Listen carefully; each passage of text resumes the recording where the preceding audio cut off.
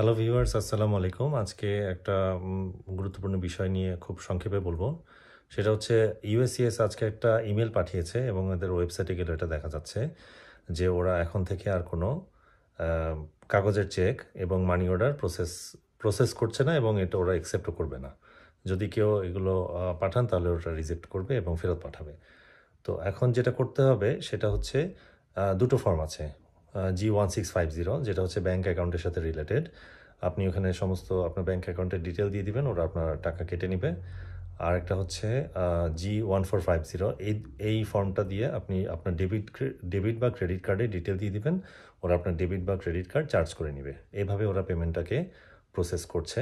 কারণ যেটা ওরা উল্লেখ করেছে যে 90% ওদের যে ফিগুলো সেগুলো মানুষ পেমেন্ট করে হচ্ছে কাগজের চেক কিংবা পে অর্ডার দিয়ে বা মানি অর্ডার আমরা যেটাকে বলি সেটা দিয়ে, এবং সেটা ইনক্রিজিং ফ্রড হচ্ছে এবং সেটা অনেক পেমেন্ট প্রসেসিংটা ডিলে হচ্ছে।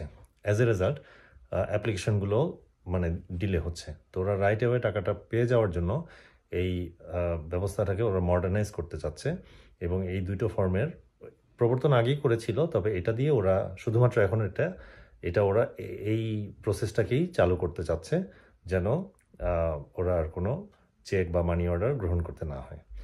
আর ইউএসসিআইএস এর যে ফি দিতে হয়, অ্যাসাইলামের ফি কিংবা কোর্টে যে ফিটা, এটা তো আগে থেকেই পেমেন্ট গেটওয়ে ওপেন করা ছিল।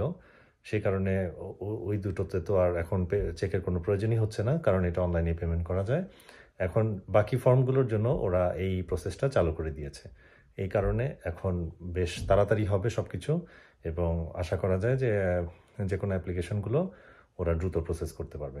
সবাইকে অশেষ ধন্যবাদ।